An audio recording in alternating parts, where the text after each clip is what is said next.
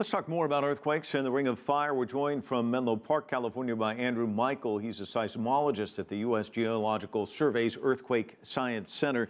Thanks so much for joining us. Explain this Ring of Fire phenomenon, if you can.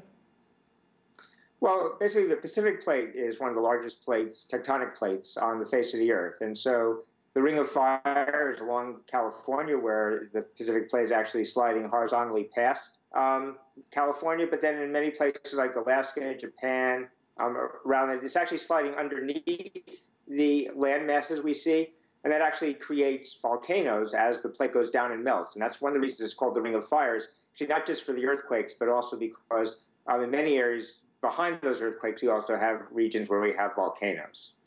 Can you also talk a little bit about, because I was just reading about this, the softness of the soil or the rock can also have a large degree of damage, can it? Yeah, so you can imagine the seismic waves are coming up from below. They leave the earthquake, they travel through the earth, and they're coming up below. They have a certain amount of energy in them. And if you're on very stiff rock, well, that amount of energy won't move that rock very much. But if you're on soft sediments, something that's not as strong, then actually the shaking is going to be worse because that same energy is going to come in, it's going to meet with less resistance. Andrew, much can be done to mitigate the impacts of other natural disasters, hurricanes, cyclones, tornadoes, for example, flooding. But there's really not that much that can be done to mitigate the impact of earthquakes, is there? No, actually, I completely disagree with what you're saying. For instance, in California, where most of us live in 1 to 2 story wood frame houses, very simply just bolting the houses to the foundation, something that doesn't have to be done in a lot of the country, fairly inexpensive, does a lot to keep the house safe and livable after an earthquake. And even in an area like Nepal, where they are taking a long time to rebuild, there's a group called the National Society for Earthquake Technology. It's been around for a long time working on the earthquake problem. And they're training stonemasons in ways to improve the building techniques in a very reasonable manner to improve the earthquake resilience. And after that, there's a lot we can do to make sure that our infrastructure, our water systems, and our power systems don't have large single points of failure, and that can make the recovery after an earthquake a lot better. Really, there's a lot we can do at a fairly small percentage of building costs compared to the cost of just putting up the building to begin with. You say small percentage, but people tend to think that the kind of engineering involved would be very expensive. It's not?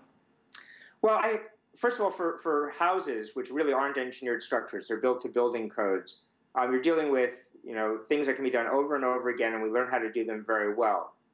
Even for larger buildings, really upgrading to building code is generally very affordable. It becomes a question at some point of what you want your building to do. Do you want to simply have a life safety standard? Or do you want actually what we often call for a commercial building a business continuity standard, in which case not only are your employees and yourself safe, but are you back at work the next day? And that can become a little more expensive, but when you compare it to the costs of not doing that work and suffering a disaster, really it pays off as a very, very good investment. What about developing countries, though? Is it a tougher hurdle for them to clear? It's tougher.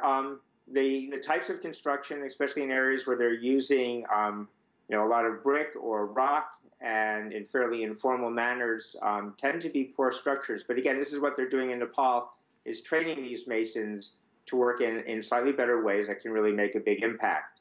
And I think that's also been done in a lot of areas in South America, where there's a lot of informal building goes on that's not to code, is again to try to train people how to do those sort of informal building practices a bit better. And you really can make a large impact on keeping people alive. Andrew Michael joining us from California. Thanks so much for your insight. You're welcome.